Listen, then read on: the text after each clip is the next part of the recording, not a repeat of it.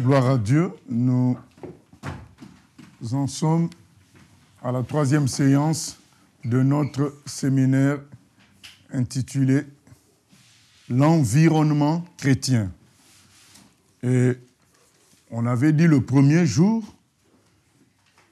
que une grande difficulté attend le nouveau converti, c'est la surprise de voir que là où il pensait trouver un paradis terrestre, avec des gens merveilleux, joyeux et gentils, quand il arrive dans l'église, que ce soit l'église locale, que ce soit l'église régionale, que ce soit l'église mondiale, quand le chrétien entre dans le nouveau converti entre dans ce milieu-là, il se dit, mais il y a encore des luttes, il y a encore des faux, il y a encore des mauvais, il ne retrouve pas le paradis qu'il aurait pensé vivre. C'est une des difficultés. Comme on a dit au début, ça peut conduire à faire marche arrière dans la foi, ça peut conduire à imiter les mauvaises personnes, et ça peut conduire à ne plus faire d'efforts pour être transformé, voilà, à ne plus se laisser transformer par le Seigneur. Ça peut conduire aussi au refus de vivre la vraie Église.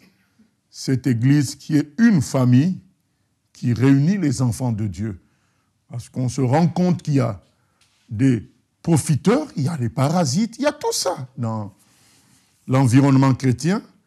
Et ça nous amène à nous-mêmes ne plus vivre l'amour, qui ne soupçonne pas le mal, qui doit faire le bien en tout temps. Voilà. Beaucoup sont freinés dans leur progression spirituelle à cause de l'environnement chrétien. Et comme nous sommes dans une phase où nous pensons que le Seigneur revient et qu'il va prendre une église sans ride ni tache, un des cheminements que l'église, corps du Christ d'aujourd'hui, doit faire, c'est retourner à cette église famille, à cette église communauté, pas église sale avec des activités, mais une église réelle, voilà, où les gens vivent en église tous les jours. Ce n'est pas une histoire d'activité, mais une histoire de vie.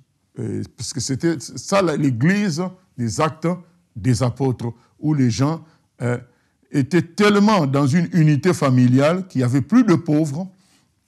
Mais ça ne veut pas dire qu'il n'y avait plus de problèmes.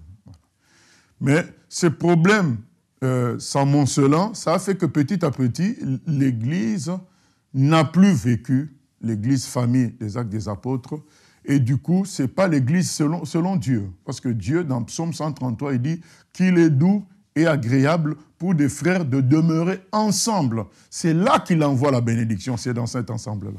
Donc, mais on l'a dit, il faut s'attendre à voir la réalité de l'environnement du chrétien qui n'est pas encore le paradis. L'environnement chrétien, ce qui est donné dans des paraboles dans Matthieu 13, ce n'est pas encore le paradis. Donc il y a la parabole des semences, des terrains plutôt, où la semence, la parole de Dieu est semée dans 4 terrains, et les 4 terrains ne produisent pas la même chose. On avait expliqué que les 4 terrains symbolisaient le degré d'évolution de chaque personne qui a entendu la parole de Dieu, du chrétien en quelque sorte. Et à la fin, il y avait le terrain, le bon terrain qui portait du fruit, mais il y avait 3 terrains charnels. Voilà.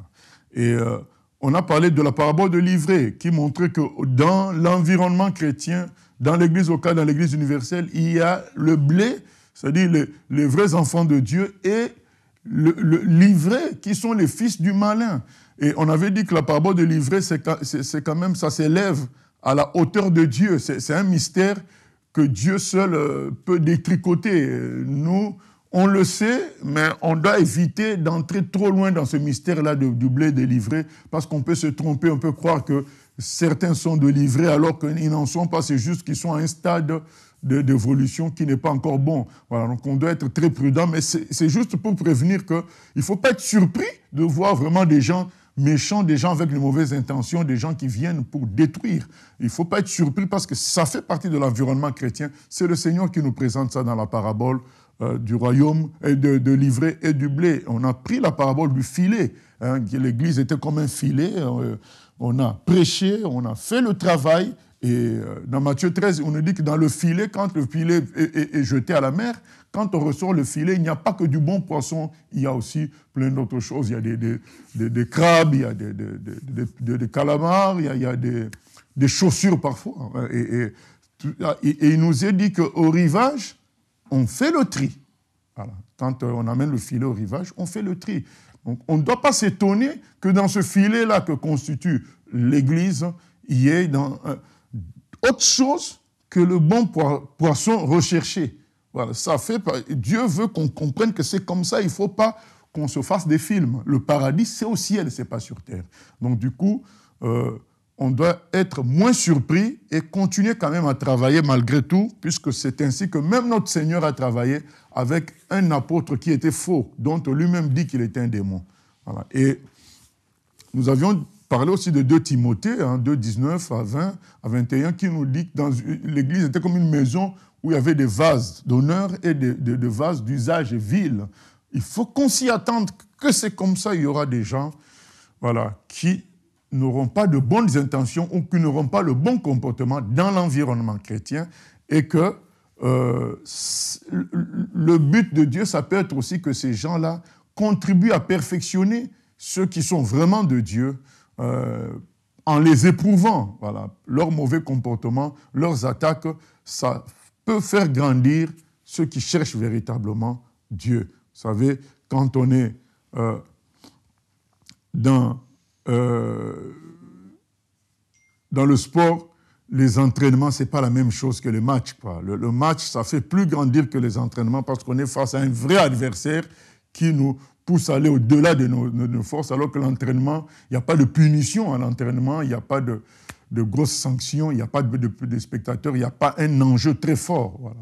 On s'exerce, mais la réalité, l'opposition peut faire grandir. Dieu a permis ça pour ça.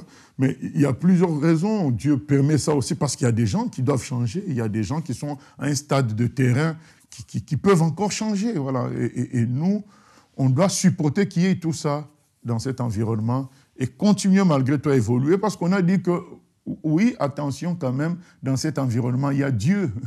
Dieu reste là, il est là quand même. C'est le plus important. Dans cet environnement, il y a le Saint-Esprit. C'est le plus important. Il y a la Bible. C'est très important. Donc, on ne doit pas faire comme s'il n'y avait que le mal. Il y a aussi les vrais frères. Et il y a aussi les vrais serviteurs. Voilà. Il n'y a pas que du mauvais, mais on veut juste dire que on doit avoir la connaissance de tout ce qu'il y a, à peu près, pour ne pas être surpris et persévérer quand même dans le service du Seigneur et vivre l'Église famille. Pas se dire « Ah oui, mais puisque c'est comme ça, moi je me retire, je reste chez moi. » Ah non.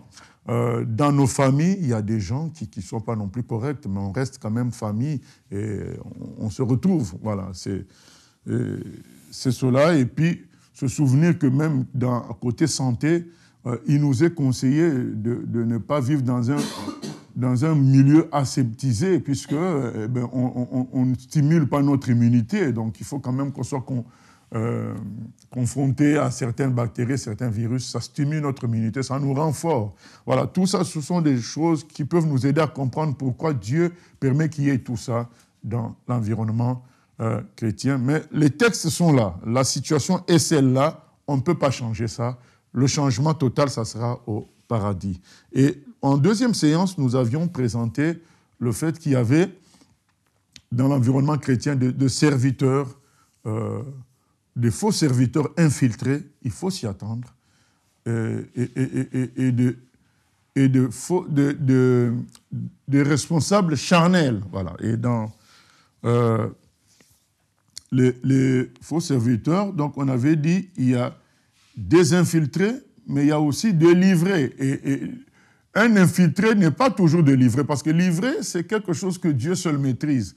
mais quelqu'un peut venir comme un infiltré, un envoyé de la franc-maçonnerie, un envoyé d'une secte diabolique pour venir faire chuter les gens dans l'église, mais qui va se convertir plus tard. Et ça, Dieu seul le sait. Mais au moment où nous, on voit ça, on voit un infiltré, mais ce n'est pas forcément de livré. Voilà. Donc on peut être mauvais et méchant sans être de livré parce que nous sommes appelés, c'est quelqu'un que Dieu sait qui va se convertir. Voilà, il faut qu'on fasse cette différence-là. Donc il y a des faux serviteurs qui sont infiltrés, mais il y a des faux serviteurs qui sont ivrés aussi, c'est-à-dire qui ne changeront pas. C'est vraiment l'engeance du malin,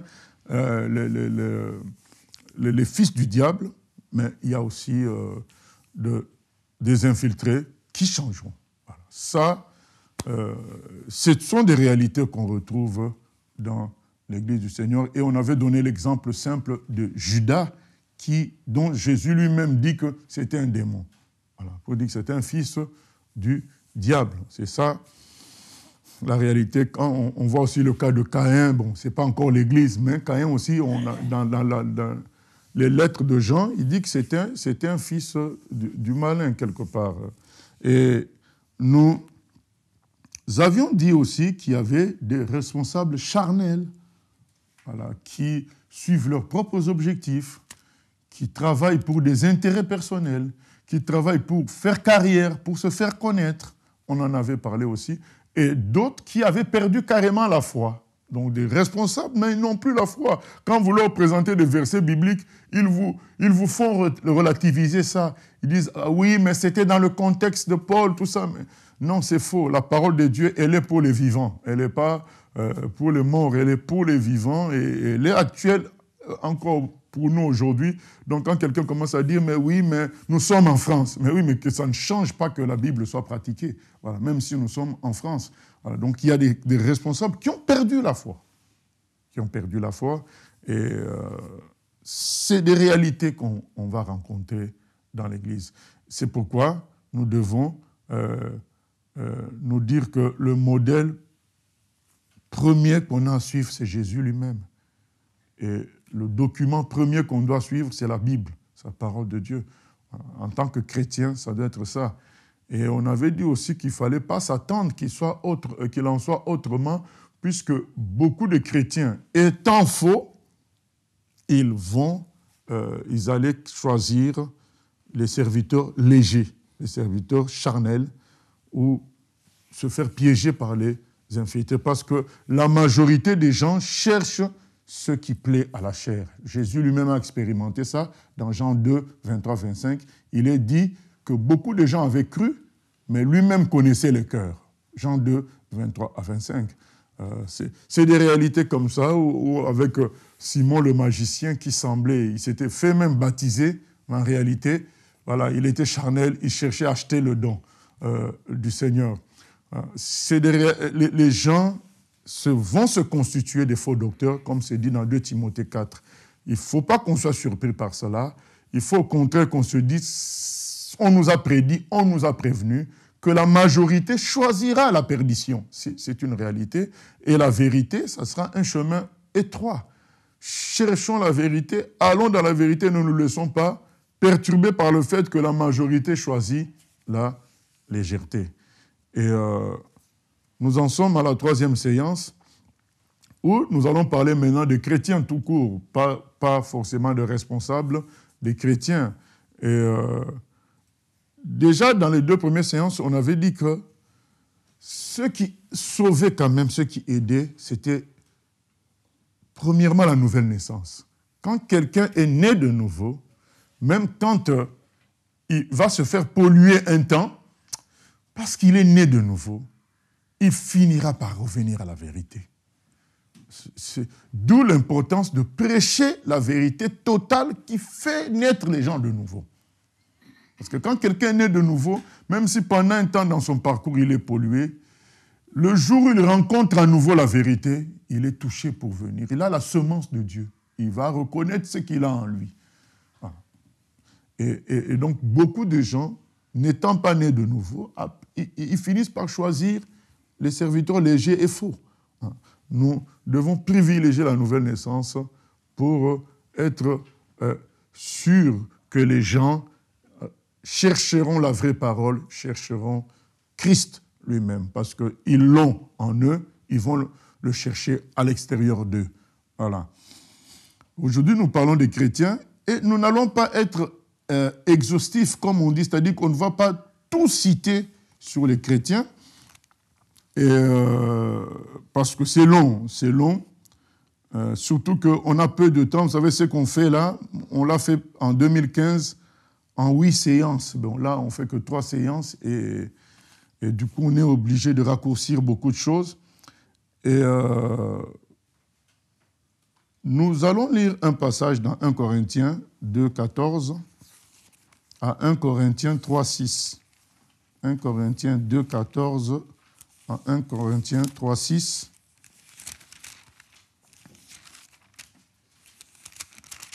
Il est dit ceci: mais l'homme naturel n'accepte pas les choses de l'Esprit de Dieu, car elles sont une folie pour lui, et il ne peut les connaître, parce que c'est spirituellement qu'on en juge.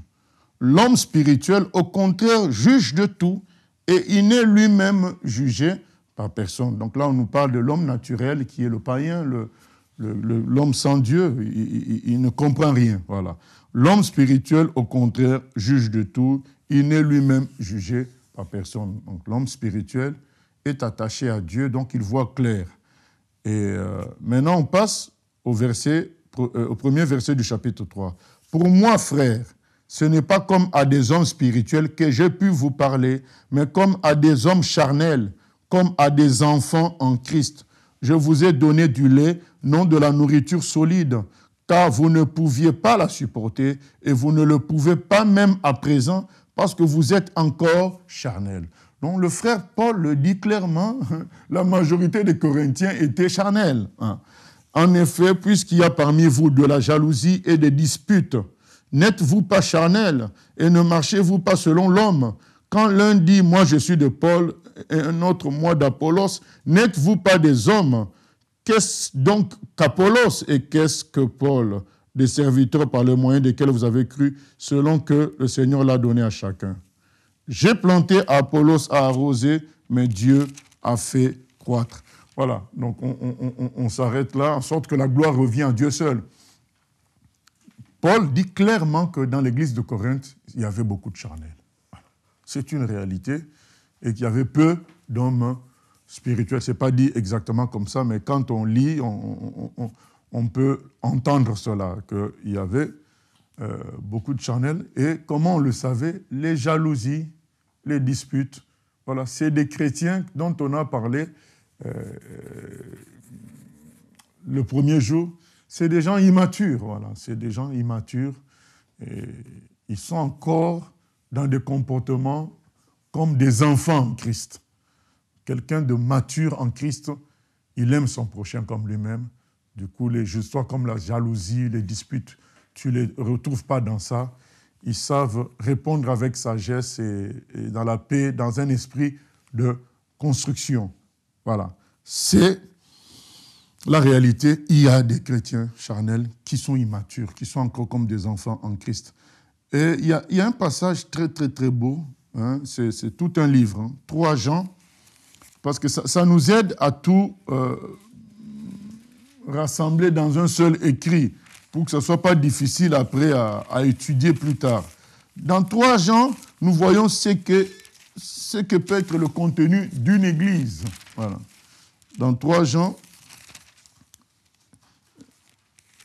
il est écrit « L'ancien à Gaius, le bien-aimé que j'aime dans la vérité. » Donc Jean parle à Gaius, « Bien-aimé, je souhaite que tu prospères à tous égards et sois en bonne santé comme prospère l'état de ton âme. J'ai été fort réjoui lorsque des frères sont arrivés et ont rendu témoignage de la vérité qui est en toi, de la manière dont tu marches dans la vérité. » Nous voyons bien qu'il y a des gens qui marchent dans la vérité aussi. Il ne faut pas généraliser le négatif. Il y a des gens aussi qui marchent dans la vérité. Gaius marchait dans la vérité et il avait un bon témoignage. « Je n'ai pas de plus grande joie que d'apprendre que mes enfants marchent dans la vérité. Bien-aimé, tu agis fidèlement dans ce que tu fais pour les frères et même pour des frères étrangers, lesquels ont rendu témoignage de ton amour en présence de l'Église. Tu feras bien de pourvoir à leur voyage d'une manière digne de Dieu. Car c'est pour le nom de Jésus-Christ qu'ils sont partis sans rien recevoir des païens. Voilà. Il est question des frères aussi qui voyageaient, qui travaillaient. Et Jean dit à Gaius, équipe-les, aide-les, soutiens-les matériellement par rapport à leur voyage, parce que c'est des gens qui sont sans intérêt, ils veulent servir Dieu. Voilà. Il y a aussi cette catégorie de gens qui cherchent que l'intérêt de Dieu et qui travaillent. Il y a tout ça dans l'environnement chrétien. Et verset 8, nous devons donc accueillir de tels hommes afin d'être ouvriers avec eux pour la vérité. Donc les gens de cette catégorie-là, nous devons les soutenir parce que au ciel, nous participerons à leur récompense. Ça va ensemble. Et ce texte-là est formidable, 3 Jean, parce qu'il contient vraiment l'attitude que nous devrions avoir. Et verset 9, j'ai écrit quelques mots à l'Église, mais Diotrephe, voilà maintenant la réalité, une autre réalité, qui aime à être le premier parmi eux ne nous reçoit point. C'est pourquoi, si je vais, je rappellerai les actes qu'il commet, en tenant contre nous de méchants propos. Non content de cela, il ne reçoit pas les frères, et ceux qui voudraient le faire, il les en empêche et les chasse de l'Église. Donc, il y a des Diotrephes, des gens qui veulent être toujours les premiers, commander, orienter tout le monde, alors que ce n'est pas leur place. Il y en a dans les églises. Il ne faut pas être surpris, il faut comprendre qu'il y a, il faut faire avec le Seigneur et le Saint-Esprit et la parole pour gérer tout ça, pour vivre au milieu de tout ça. Verset 11, bien-aimé, n'imite pas le mal, mais le bien. Celui qui pratique le bien est de Dieu, celui qui fait le mal n'a point vu Dieu. Donc il ne faut pas imiter tous ces gens-là, même s'ils peuvent avoir une place de prééminence dans l'Église. Il faut faire attention, il faut avoir comme modèle Christ. Verset 12. Oh, un des plus beaux passages. Tous, et la vérité elle-même, rendent un bon témoignage à Démétrius. Nous aussi, nous lui rendons témoignage. Et tu sais que notre témoignage est vrai. Voilà. Démétrius était tellement dans la vérité qu'il pouvait être presque confondu à la parole de Dieu, quoi. La parole, la vérité rend témoignage à Démétrius. Il y a des gens de qualité aussi dans l'œuvre de Dieu. Le livre de 3 Jean, l'épître de 3 Jean, nous explique vraiment, nous montre l'environnement chrétien. Il y a toutes sortes de chrétiens, il y a des Diotrephes, mais il y a aussi des vrais. Et ce livre-là a un élément important, il faut être ouvrier avec les vrais. Parce que nous en connaissons beaucoup qui voient les mauvais et qui parlent, qui critiquent. Mais le jour où ils rencontrent les vrais, ils ne les soutiennent pas. Mais finalement, comment vous allez faire avancer l'œuvre de Dieu? Vous prétendez qu'il y a trop de mauvais, il faut faire quelque chose. Mais maintenant, quand il y en a qui font quelque chose pour la vérité, vous êtes là à les observer. C'est des journalistes. Ça fait partie aussi des catégories qu'on retrouve dans l'Église. Il y a des journalistes qui commentent et qui ne font rien. Donc, maintenant, revenons rapidement sur... allons rapidement sur tout ce qu'on peut trouver dans l'Église. Il y a côté négatif, en parlant de chrétiens, côté négatif, il y a 2 groupes encore, comme on a parlé de serviteurs de Dieu, des ouvriers. Il y a le groupe d'infiltrés. Il y a le groupe des infiltrés. Il y a des infiltrés que Satan envoie pour envoûter, pour faire de mauvaises choses, pour créer des divisions. Il y a ça existe. Dans Actes 20, 28, nous avons déjà lu le texte, nous allons le relire rapidement. Le frère Paul dit ceci dans Actes 20, 28.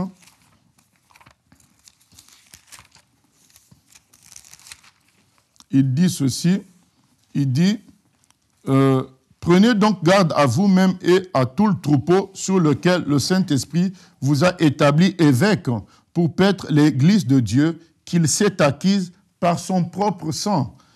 Je sais qu'il s'introduira parmi vous après mon départ des loups cruels qui n'épargneront pas le troupeau. Il y aura des infiltrés, des gens qui vont s'introduire et qu'il s'élèvera du milieu de vous des hommes qui enseigneront des choses pernicieuses pour entraîner les disciples après eux. Il y a des infiltrés, des gens qui viennent pour détruire. Ça existe. L'apôtre Paul, quand il était là, il freinait un peu leur essor. Voilà, ça nous montre qu'il y a aussi des vrais serviteurs de Dieu comme Paul qui freinent l'essor des mauvais. Mais il faut les soutenir parce que rester journaliste, ça ne sert à rien. Voilà. Et dans les infiltrés, je cite quelques genres. Il y a les flatteurs. Il faut faire attention aux flatteurs. Voilà. La Fontaine a dit « le flatteur vit aux dépens de celui qui l'écoute ». Donc souvent, les flatteurs, ça paraît faible, mais ça oriente en même temps, ça t'oriente en même temps. Attention, et quand il te flatte, quand il t'encense, ça donne l'impression que toi, tu es supérieur à lui, mais en réalité, dans sa flatterie, il t'oriente en même temps, et surtout, il crée en toi l'orgueil. Voilà. Donc, ça existe des gens comme ça qui vont chercher à flatter, à encenser, à élever les hommes pour les amener à la perdition. Je ne suis pas en train de dire que nous ne devons pas apprécier ce que font les uns et les autres.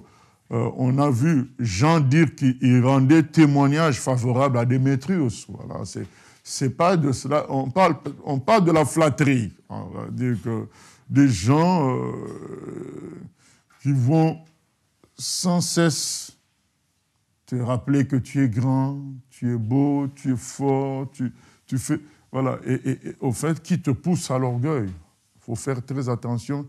Et moi, quand j'arrive nouvellement dans une église où on m'a invité, je fais attention aux gens qui me disent de très belles paroles, parce que souvent, c'est des sorciers, parce qu'ils sont là pour te produire un certain orgueil et t'attirer dans des pièges. Voilà, il faut... je répète encore, tout celui qui dit une chose positive n'est pas forcément un flatteur. Mais les flatteurs, ils vont te piquer. Tu vas sentir que là, il y a une élévation humaine qu'on me donne. Voilà, tu vas sentir, et puis ça va se répéter. Ça existe comme ça, des gens qui font chuter par la suite les autres. Les diviseurs, il y a des gens qui sont des artistes de la division. Ce que je cite là, ce n'est pas seulement des infiltrés qui le font, mais il y a vraiment de vrais infiltrés que Satan envoie pour diviser une église. Comme l'église qui avait contribué à la délivrance avec Rebecca Brown, d'une dame qui était grande sorcière. Après, Satan a envoyé un homme qui savait tout faire en musique, il donnait aussi des dons d'argent, il était riche et il était très fort en musique. Cet homme a fini par mettre la division dans l'église, une église qui était une église d'environ 1000 personnes. Elle est passée de 1000 à 3000 par la présence de cet homme-là qui a rendu la chorale belle et forte et qui donnait de gros moyens à l'église. Et il a commencé par mettre l'heure de la répétition de la chorale il a confondu cette heure avec l'heure de la prière d'intercession. Du coup, les gens qui faisaient les deux, intercession et chorale, bien sûr, ils ont choisi la chorale. L'homme aime la musique. Et l'intercession a baissé dans l'église, la prière a baissé. Et du coup, lui, il pouvait agir tranquillement. Et il a commencé à diviser les frères. Et à un moment donné, avec le nombre qui a grandi aussi très rapidement, ils n'ont plus su contrôler les choses. Ils ont mis les clés en dessous de la porte. Voilà. C'est des réalités comme ça. Il y a des vrais diviseurs. Comme je l'ai dit précédemment, il y a aussi des charnels qui peuvent, par immaturité, diviser. Mais tout le monde n'est pas un envoyé du diable. Il y a les mauvais conseillers des infiltrés du diable qui donnent des mauvais conseils, souvent à l'abri de regard. Donc les gens tous, ils ont entendu une prédication, mais quand la prédication finit, à l'abri, à côté, eux, ils glissent des mauvais conseils ou ils donnent des mauvais conseils aux gens par rapport à leur vie de famille. Ça existe, des gens que le diable a envoyés pour détruire. Et il y a aussi des gens qui viennent pour faire chuter carrément en faisant fâcher. Ils ont une attitude qui suscite toujours la colère dans les cœurs. C'est des réalités. Pour que les gens soient tout le temps en colère, soient tout le temps en train de murmurer, comme ça, la spiritualité de l'Église baisse. Et il y en a qui font chuter aussi dans les péchés d'immoralité, d'impudicité. Voilà, des gens que le diable envoie. Mais je ne dis pas que tout ça, quand quelqu'un le fait, il est un infiltré, mais il y a des gens qu'on envoie pour cela. Voilà. Il faut qu'on soit conscient de ça. Et puis, il y a la deuxième grande catégorie, c'est les chrétiens charnels, dont on a parlé dans 1 Corinthiens 3, des enfants en Christ, et, où, au milieu d'eux, il y a aussi les divers terrains, dont on a cité dans Matthieu 13, dont on a parlé dans Matthieu 13, il y a les divers terrains. Dans ces chrétiens charnels, il y a des gens qui sont vraiment au stade où ils n'ont pas encore vraiment accepté Christ, clairement, mais ils ont sympathisé, ils sont là. Et il y a d'autres qui sont encore des gens qui sont étouffés par les choses du monde. Voilà. Il y a divers stades. Mais nous allons citer quand même certains comportements. Mais le but, c'est quoi? Le but, c'est de réaliser qu'il y a tout ça. Il faut faire avec. Voilà. Nous sommes sur terre. Il faut faire avec, il faut continuer à viser à être comme Christ. Chacun doit viser à être comme Christ, ne pas se faire avoir par les mauvais comportements des gens qui nous environnent. On doit aussi regarder à ceux qui sont aussi vrais et les imiter. Donc, on ne doit pas juste être fatigué par les mauvais et négliger les bons aussi qui sont un exemple, qui sont un soutien. Voilà. Il y a tout ça et on doit se fixer sur la parole de Dieu. Alors, il y a des chrétiens qui sont comme Diotrephe, hein, le premier point, qui sont comme Diotrephe, qui aiment être les premiers dans tout. C'est le premier dans tout, il faut qu'il soit là dans tout, il faut qu'il fasse quelque chose, et qui veulent diriger sans avoir l'autorité de Dieu. Mais ils vont avoir une pression, une sorte de puissance comme ça, où ils veulent être toujours les premiers, que ce soit d'une manière directe ou indirecte. Voilà. Il y en a. Il ne faut pas qu'on soit étonné. C'est souvent des gens aussi qui cherchent des postes. Ils veulent être élevés, prédicateurs. Voilà. Et comme on l'a dit dans les séances précédentes, parfois ça peut se manifester 10 ans après, 5 ans après. Au début, la personne semble simple, mais en réalité, elle a des objectifs d'élévation qu'on va remarquer que plus tard. Ou bien qui va se faire aussi influencer et que ça va se remarquer plus tard. Ça existe, des gens qui veulent être premiers, qui veulent attirer toute l'attention. Ça existe. Il ne faut pas que ça nous déstabilise. Il y a également des théoriciens. Ça existe. Des gens qui sont très forts côté théorique, mais qui ne pratiquent pas. Pour donner des conseils formidables, moi je connais des sœurs mariées, quand elles donnent des conseils à d'autres sœurs, jeunes sœurs mariées, non, il faut tenir ta maison, il faut être soumis, il faut faire ceci, faire cela. Mais moi, en tant que pasteur, je connais, elles-mêmes, elles ne pratiquent pas ça, parce que je reçois les plaintes de leur mari. Voilà. Mais quand il faut donner des conseils, elles donnent les meilleurs conseils possibles. Donc ça existe des théoriciens, des gens qui ont la parole facile, mais pas de pratique. Quelqu'un a posé la question, puisqu'on a déjà fait ce séminaire autrefois, quelqu'un a dit, oui, mais est-ce que c'est une raison pour ne plus qu'on dise la vérité parce que nous-mêmes, on ne pratique pas? Moi, je dis, bon, la vérité reste la vérité, mais il faut quand même prendre soin de la pratiquer. Parce que le jour où la sœur constate que toi-même, tu ne pratiques pas, elle peut se dire, oh, mais la vie est faite ainsi, on dit la vérité, mais on ne pratique pas. On devient un mauvais exemple. Non, le but, c'est de pratiquer. Alors, tu peux te retrouver avec des gens qui te donnent des conseils eux-mêmes qui ne pratiquent pas. Toi, tu dois pratiquer. On va le dire à la fin, le salut est personnel. Tu ne peux pas suivre un mauvais exemple en disant ben, c'est mon aîné, il ne pratique pas, il parle bien. Mais non, le salut est individuel, il est personnel. Le salut est personnel, le jugement, il est individuel. Il sera individuel. Il faut en tenir compte, il faut grandir. Voilà. Malgré le fait que les gens qui nous précèdent, ils ne grandissent pas. Il y a des gens qui sont des caméléons. En fonction du milieu, en fonction des chrétiens, ils ont toujours le même discours. Donc quand ils sont avec les chrétiens pieux, sérieux, ils sont sérieux. Quand ils sont avec ceux qui sont légers, ils deviennent légers. Et certains, souvent quand ils sortent de la salle de culte, ils rentrent chez eux, ils sont différents. Et c'est souvent les femmes qui le savent, qui voient que le mari dans l'église, quand il modère, il est un ange. Quand il parle de Dieu, il est un ange. Mais quand on revient à la maison, eh ben, c'est la télé, c'est les vieux amis du monde, il y a tout ça. Et les femmes vivent beaucoup ces contradictions-là, et parfois elles ne veulent pas des problèmes, elles ne dénoncent pas, mais il faudrait dénoncer, ne serait-ce qu'à la personne elle-même, dire non, arrête ce que tu fais là. À l'église, tu es quelqu'un d'autre. Voilà, il faut...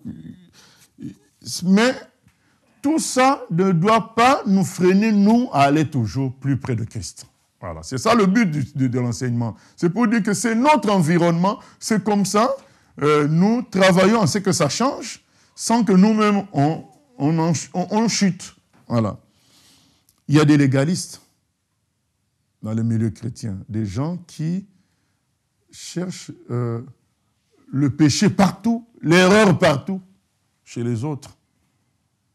L'habillement doit être de telle manière, la tenue des cheveux doit être de telle autre manière. Ils pensent devenir parfaits par la loi et non par grâce, par la grâce du Seigneur, et non par imitation de Jésus. Il ne faut pas, ils sont dans il ne faut pas, il ne faut pas. On en a parlé quand on a lu Colossiens 2,18. Ben, c'est bien toujours de lire, mais le temps passe vite. Hein. Colossiens 2,18, il est dit ceci.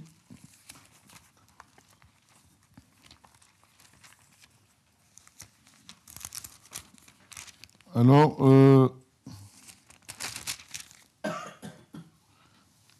que personne, sous une apparence d'humilité et par un culte des anges, ne vous ravisse à son gré le prix de la course, tandis qu'il s'abandonne à ses visions. Il est enflé d'un vain orgueil par ses pensées charnelles. Sans s'attacher au chef, il s'attache par Christ, dont tout le corps assisté et solidement assemblé par des jointures et des liens, tire l'accroissement que Dieu donne. Si vous êtes mort avec Christ aux principes élémentaires du monde, pourquoi, comme si vous viviez dans le monde, vous impose-t-on ces préceptes? Ne prends pas, ne goûte pas, ne touche pas. Voilà, donc ces gens qui sont dans il ne faut pas, il ne faut pas, il ne faut pas. En réalité, le vrai chrétien, il est déjà mort. Il ne dépend plus de ces choses-là. Voilà. Il y a des gens comme ça, c'est des préfets de discipline dans l'Église. Donc c'est des proviseurs de lycée. Ils cherchent la petite bête partout, l'erreur partout, et au lieu de chercher la vie de Christ. Ça existe. Voilà. Il faut faire avec et non pas chercher une église où tout serait parfait. Non, ça n'existe pas. Il y aura toujours ce genre de personnes. Il y aura des rebelles, des gens qui n'aiment pas obéir, qui n'aiment pas se soumettre à d'autres. Mais pourtant, Hébreux 13, 17 nous parle du fait qu'on doit obéir à nos conducteurs. 1 Pierre 5 dit qu'on doit même être soumis les uns aux autres. Voilà, mais il y a des gens qui n'aiment pas même le mot soumis alors que c'est dans la Bible. Ils n'aiment pas entendre parler de ça.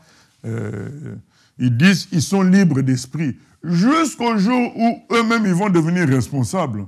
Et quand eux ils deviennent responsables, ils veulent que tout le monde se soumette à eux. Mais quand eux, ils ne sont pas responsables, ils n'ont pas à obéir aux autres, ils n'ont pas, voilà, c'est de l'égoïsme. Mais ça existe. Il faut faire avec, savoir utiliser la douceur, la sagesse pour vivre avec ces gens-là et compter sur le Saint-Esprit. Il y a des blessés, des gens qui sont blessés tout le temps. On les blesse. On m'a parlé mal, on ne m'a pas dit bonjour, voilà. On ne m'a pas souri, elle m'a mal répondu. Ils sont tout le temps blessés et en même temps, ils vont rappeler encore des choses passées qui étaient censées être pardonnées. Hein. Mais ça revient encore maintenant. La Bible dit que celui qui rappelle sans cesse les fautes passées divise les amis. Voilà. Donc mais ils vont rappeler parce que, en quelque sorte, c'est des gens qui n'ont pas pardonné. Mais il y en a, il ne faut pas rêver que le pardon, il sera évident toujours au milieu des chrétiens. Il y a des gens qui ont du mal à pardonner. On ne sait pas dans quel terrain ils sont exactement. On est appelé à les supporter, comme on va dire à la fin, et à prier pour eux. Il y a des méfiants, des gens qui se méfient de tout le monde. On en retrouvera dans le milieu chrétien. Ils pensent toujours qu'on veut les escroquer dans quelque chose. Ils pensent toujours que quelqu'un veut les tromper. Ils ne font confiance à personne. Ils n'ont pas de lien avec les gens parce qu'ils se méfient de tous. Non. À un moment donné, tu n'es pas le seul à être bon. Il y a d'autres. Comme on a vu dans les textes, il y a des bons, il y en a. Il ne faut pas entrer dans une méfiance qui, en réalité, n'est pas biblique. La Bible nous dit l'amour ne soupçonne point le mal. Et il y en a. Et Dieu nous donnera comment faire avec tout ça. Mais il faut qu'on soit conscient qu'il y en a, qu'on ne soit pas choqué. Il y a des gens qui sont attachés au matériel. Alors, on aura des gens attachés au matériel. Dès qu'il y a une petite tache sur leur voiture, ils peuvent piquer une crise cardiaque. C'est l'attachement au matériel. Puisque tout ça va passer, personne ne va mourir et amener ça au ciel. Vaut mieux que les choses servent pour la gloire de Dieu, plutôt qu'elles soient très très bien conservées et sans servir. Mais à quoi ça sert finalement? Voilà. Des gens qui ne vont jamais utiliser peut-être leur guitare, parce qu'ils ont peur que quelqu'un touche ça et raye. Mais finalement, ça sert à quoi la guitare? Ça sert à jouer. Ça sert à ça. Et des gens qui vont thésauriser indéfiniment, ils gardent de l'argent, et puis ils vont mourir avec beaucoup d'argent, alors que ça devait servir à aider les autres et à l'œuvre de Dieu. Donc tout ça, ça existe.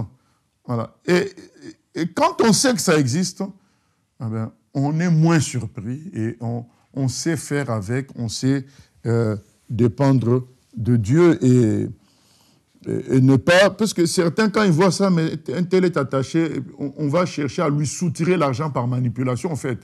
Parfois, les faux serviteurs arrivent, mais est-ce que ça, c'est ce que Dieu veut? Non. Quand on sait qu'on est...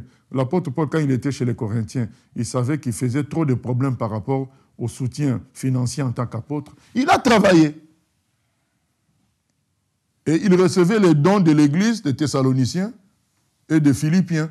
Mais il est à Corinthe, mais il reçoit les dons des églises d'autres. Mais chez les Corinthiens, pour éviter, comme ils étaient attachés au matériel, il a préféré travailler. Donc Dieu nous donnera à chaque fois la sagesse en fonction des endroits, comment faire. Voilà. Mais parce qu'on peut être très choqué et se fatiguer de servir Dieu par les attitudes comme ça. Voilà. Donc on doit rester calme, dire, bon, je vais faire autrement ici. Voilà. C'est très important. Il y a les sans-assemblées, des gens qui n'ont pas d'autorité, qui n'ont pas de responsable, qui ne veulent pas d'autorité, qui ne veulent pas de responsable, qui ne veulent même pas se rattacher à un groupe d'une manière ou d'une autre. Que ce soit d'une manière transitoire, on comprend aujourd'hui avec tous les faux serviteurs, on comprend. Mais quand c'est presque définitif, c'est pas bon, surtout ceux qui sont dans la théorie, comme quoi il ne doit pas y avoir de responsable. Mais c'est écrit où? Alors que la Bible dit dans Hébreux 13, 17, qu'on doit obéir à nos conducteurs. La Bible dit dans 1 Pierre 5 qu'on a des anciens. On a des conducteurs. L'apôtre Paul demande à Timothée d'établir des responsables, d'établir des anciens. Éphésiens 4:11 nous parle d'apôtre, de docteur, de pasteur. Voilà, on ne peut pas vivre sans autorité, sans assemblée. Ça peut arriver à cause de circonstances, mais ça doit changer vite. Et puis, il y a les séducteurs, les gens qui ont un discours... vous voyez, hein, par exemple, on en parle dans 2 Timothée 3. Ils viennent séduire... c'est en général, ils s'attaquent aux femmes. Dans 2 Timothée 3, il dit que, au verset 6, il en est parmi eux qui s'introduisent dans les maisons et qui captivent de faibles femmes chargées de péché, agitées par des passions de toute espèce, apprenant toujours et ne pouvant jamais arriver à la connaissance de la vérité. Voilà. Et il y a des séducteurs qui ont les belles paroles, paroles prophétiques, paroles voilà, d'encouragement charnel pour, comme on a dit, le flatteur vit aux dépens de celui qui l'écoute. Ils viennent toujours avec de belles paroles. Et après, on s'attache à eux, ils finissent par nous soutirer quelque chose. Et, voilà. Et souvent, ils influencent les femmes. Et on nous parle maintenant de cette catégorie de femmes qui apprennent toujours, qui écoutent, qui lisent, mais qui ne parviennent pas à la connaissance de la vérité. Dû à quoi? On nous dit parce qu'elles sont chargées de péchés et de passions diverses. C'est des femmes, au lieu de corriger leur comportement, elles font la course à apprendre. Elles vont écouter 4 prédicateurs la journée, mais quand tu discutes avec elles, elles n'ont pas vraiment compris grand-chose. Mais elles ont écouté, elles sont là dans la religion, mais il n'y a pas changement de comportement. Et ce sont ces séducteurs-là, ils ont compris que beaucoup de femmes sont comme ça. Et bien, c'est comme ça que vous allez voir souvent les fanatiques. Parmi les fanatiques qui font monter les fonds serviteurs, c'est les femmes. Voilà. Heureusement que aussi parmi ceux qui soutiennent les vrais, c'est aussi les femmes. Donc, bon, mais bon, nous continuons. Il y a les rêveurs, hein, des gens qui... Ça fait 30 ans qu'on leur a prophétisé un ministère qui n'exerce pas toujours. C'est des grands rêveurs qui disent toujours qu'ils ont un appel. Ils prévoient de grandes choses, mais 10 ans passent, 15 ans, 20 ans passent. Ça existe aussi, des rêveurs comme ça. C'est pourquoi on doit être attaché à la pratique, quoi. Quel est le travail qui est fait? Donc, dès qu'on est en face d'un rêveur, on doit petit à petit nous en éloigner, quoi, parce que vous allez rêver. Tout rêve, par définition, finit le moment où le sommeil aussi s'arrête. Donc, tu t'es retrouvé dans un château en Espagne pendant le sommeil. Tu étais servi sur une grande table à la poutine. Et voilà. Mais et à un moment donné, le sommeil va s'arrêter. Donc, c'est pourquoi le vrai chrétien doit être pratique. On fait quoi? Voilà, c'est ça. Mettre en pratique des rêves tout le temps, ça ne construit pas du tout. Et puis, il y en a qui ont 2 maîtres. Ils ont 2 maîtres. Il nous a été raconté, hein, que je raconte souvent, l'histoire de cette femme qui était femme de pasteur en Inde pendant 40 ans. Vous vous rendez compte, 40 ans femme de pasteur en Inde, pas en France. Hein. Et ce n'est pas l'Inde d'aujourd'hui où il y a Internet et l'électricité et l'eau courante. C'est l'Inde d'autrefois, avec toutes les difficultés d'une nouvelle culture. Vous savez, il y a des gens qui deviennent fous en Inde. Des voyageurs, des touristes qui deviennent fous en Inde. Il y a des esprits puissants là-bas. Donc, elle arrive à tenir 40 ans. Et à un moment donné, son mari meurt, le pasteur, il meurt. Et la dame, elle devient abonnée aux séries télévisées. Et ce sont ces petits-enfants qui disent « Mais mamie, c'est toi qui nous as parlé du Seigneur. C'est toi qui nous as amenés au Seigneur. Qu'est-ce qui t'arrive ?» Donc, on se rend compte que cette femme, en réalité, avait 2 maîtres, Dieu et son mari. Et elle n'a pas accompagné 40 ans son mari pour Dieu, mais pour lui. Et ça s'est révélé 40 ans plus tard. Vous vous rendez compte? Il y a des gens qui ont 2 maîtres. Peut-être Dieu, mais avec l'argent. Peut-être Dieu, mais leur mari aussi. Peut-être Dieu, mais leur femme aussi.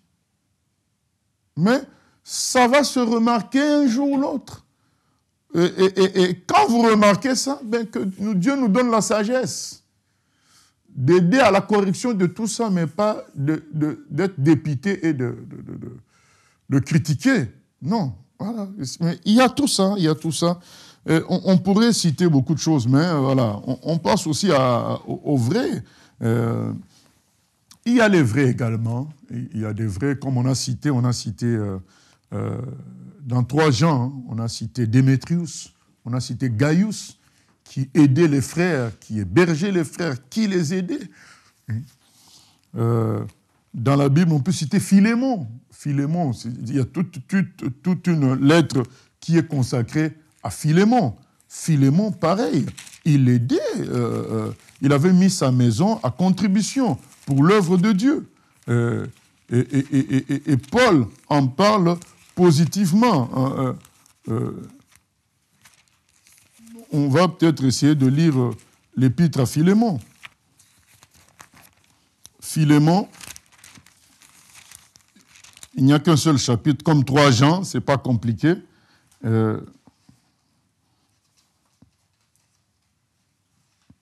Je rends continuellement grâce, au verset 4, je rends continuellement grâce à mon Dieu, faisant mention de toi dans mes prières, parce que je suis informé de la foi que tu as au Seigneur Jésus et de ton amour pour tous les frères, pour tous les saints. Donc, il y a des frères qui ont la foi, qui ne se découragent pas, qui encouragent les autres, qui aiment l'Église, qui aiment les frères. On a bien aimé. Et nous devons reconnaître cela et nous attacher à eux. Ça sera notre conclusion. Et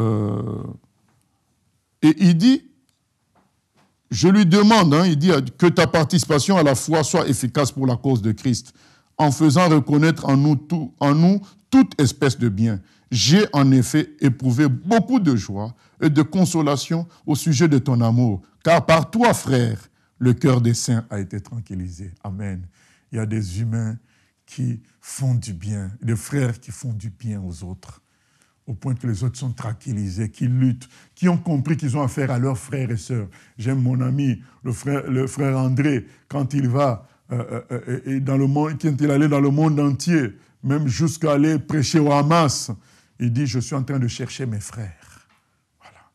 Des gens qui ont conscience que le païen péruvien, c'est peut-être son frère, lui, c'est un Hollandais, l'arabe de Palestine, c'est peut-être son frère qui n'est pas encore dévoilé. Et il va les chercher. Vous voyez, une telle sensation de fraternité pour les enfants de Dieu, c'est extraordinaire. Et il y en a qui sont comme ça, comme le frère André, comme Philémon. Voilà. Et il y a les Dorcas, vous savez, Dorcas qui aidait les femmes de toutes sortes de manières, et qui, quand elle est morte, tellement elle aidait les gens sont partis chercher Pierre pour prier pour sa résurrection. Et elle est ressuscitée. Voilà. Il y a des bons, il y a des gens qui se consacrent à Dieu, qui doivent être notre exemple. Il y a la maman de Timothée, c'est des gens, la maman de Timothée, c'était une fidèle chrétienne, et Paul rappelle ça à Timothée, ta mère et ta grand-mère. C'était des vraies chrétiennes.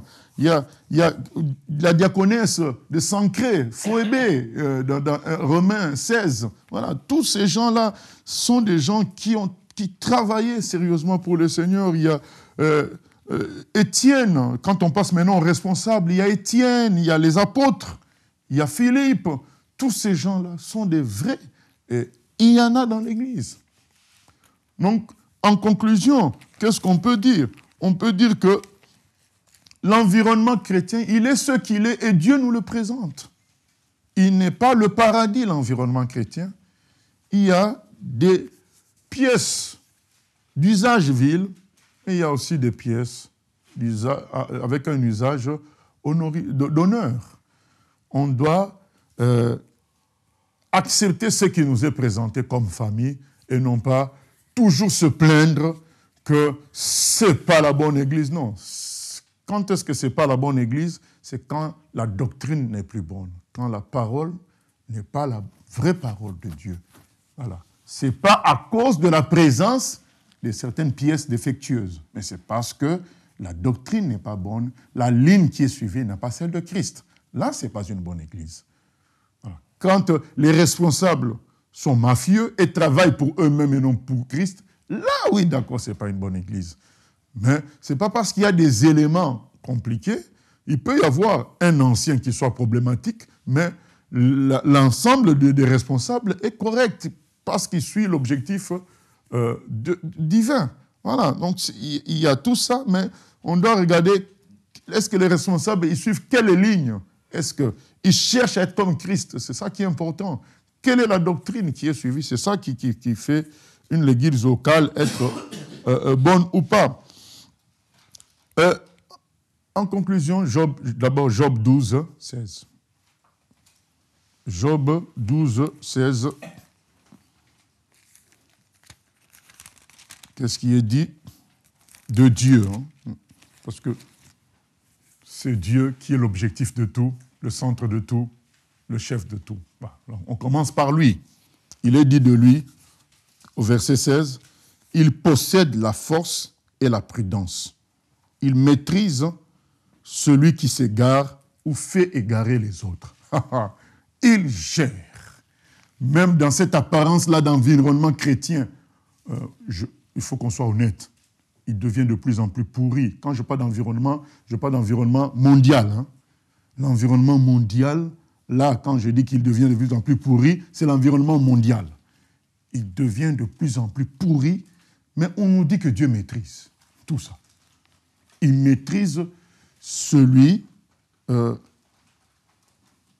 verset 16, il possède la force et la prudence. Dieu a la force et la prudence. Il connaît tout ce qui se passe. Il maîtrise celui qui s'égare et qui ou fait égarer les autres. Tout est sous contrôle. Ne paniquons pas, tout est sous contrôle. Restons dans le Seigneur. Deuxième élément, nous avions dit ça la fois passée, il y a la nouvelle naissance. Quand on est né de nouveau, on a la semence de Christ, on va aimer la vérité, on va s'attacher à la vérité. Malgré le fait que l'environnement ne soit pas bon, on va s'en sortir malgré tout. La nouvelle naissance, c'est capital, parce que Dieu, étant en nous, Jean a dit, dans 1 Jean 3, celui qui a la semence de Dieu ne peut pas se faire avoir par le péché. Il y a des moments de chute, mais ça ne tiendra pas. La vie de Christ en lui va toujours se réveiller et lui donner la victoire. Troisième point, l'humilité. L'environnement chrétien nous exige beaucoup d'humilité pour supporter ce qu'on voit et pour ne pas juger. Voilà. On doit être humble. Sinon, on passera notre temps à juger, parce qu'on trouvera beaucoup de gens qui sont moins bons que nous.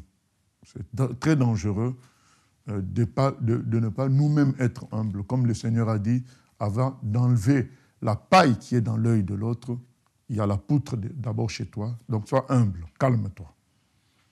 Il faut laisser ce que toi tu estimes imparfait entre les mains de Dieu et ne pas se croire supérieur. On nous demande de ne pas nous croire supérieurs aux autres, plutôt nous considérer comme inférieurs. Philippiens 2, chapitre 3. On doit se considérer plutôt comme inférieurs aux autres. L'humilité.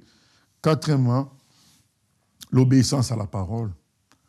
Se reposer sur la parole. L'apôtre Paul dit, vous savez le texte où il dit, on va lire dans Acte 28, quand il dit que les loups vont venir après lui, les mauvais vont venir après lui, mais qu'est-ce qu'il dit au verset 32 de ce passage-là, Acte 20, 28 à 32, il dit, au verset 30, « Qui s'élèvera du milieu de vous des hommes qui enseigneront des choses pernicieuses pour entraîner les disciples après eux. » Et au verset 29, il dit, « Il y a des loups qui viendront, qui n'épargneront pas le troupeau. » Il dit au verset 31, « Veillez donc, vous souvenant que durant 3 années, je n'ai cessé nuit et jour d'exhorter avec larmes chacun de vous.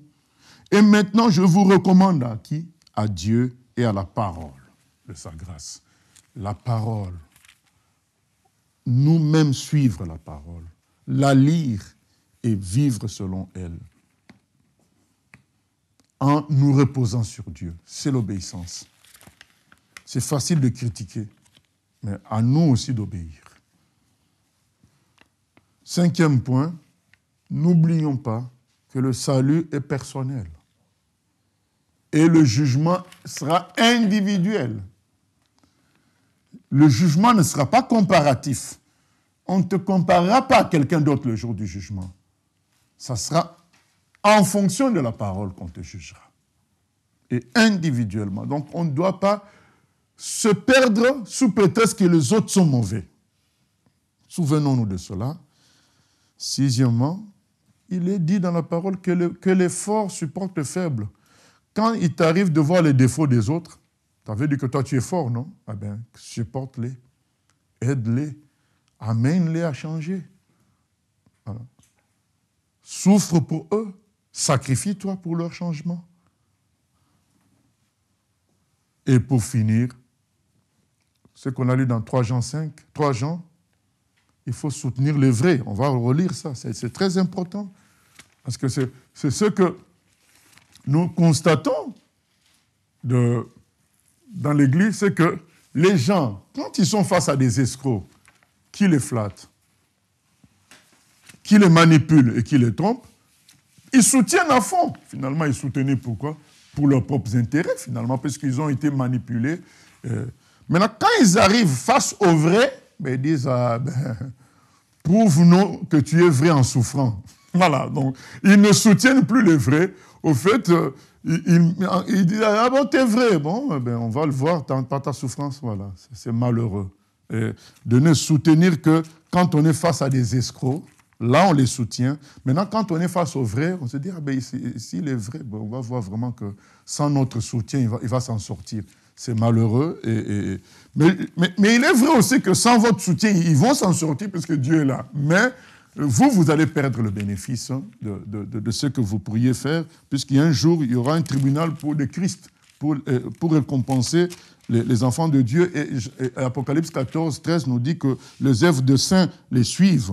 Voilà. Dans 3 Jean, il est dit, bien-aimé, tu agis, 3 Jean 5, bien-aimé, tu agis fidèlement dans ce que tu fais pour les frères et même pour des frères étrangers, lesquels ont rendu témoignage de ton amour en présence de l'Église. Tu feras bien de pourvoir à leur voyage d'une manière digne de Dieu, car c'est pour le nom de Jésus-Christ qu'ils sont partis sans rien recevoir des païens. Nous devons donc accueillir de tels hommes afin d'être ouvriers avec eux pour la vérité. Bien-aimé, l'environnement chrétien, il est séculé.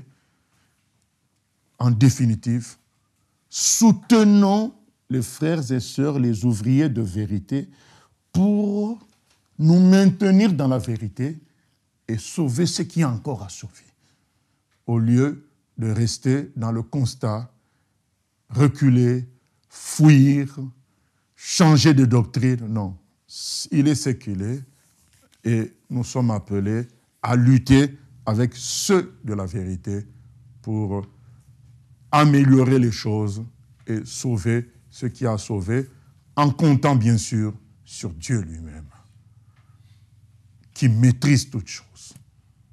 Au nom de Jésus, Amen. Père éternel, nous te remercions pour ces 3 séances sur l'environnement chrétien. Nous prions que tu nous aides à pratiquer ce que nous venons de recevoir, que les choses changent, qu'on se lève, qu'on n'attende pas que l'environnement soit bon pour que nous, on travaille. Il sera toujours comme ça. Et toi, tu connais ceux qui sont à toi. Et un jour, tu viendras les chercher. Tu vas les sortir chacun de son environnement pour les amener avec toi. Mais étant sur terre, nous sommes appelés à travailler pour la vérité, à soutenir ceux qui sont dans la vérité, à être ouvriers avec eux. Aide-nous à pratiquer cela et à ne pas nous laisser endormir par les gens qui sont charnels ou qui sont mauvais. Nous nous attendons à toi pour tout, Papa. Au nom de Jésus. Amen.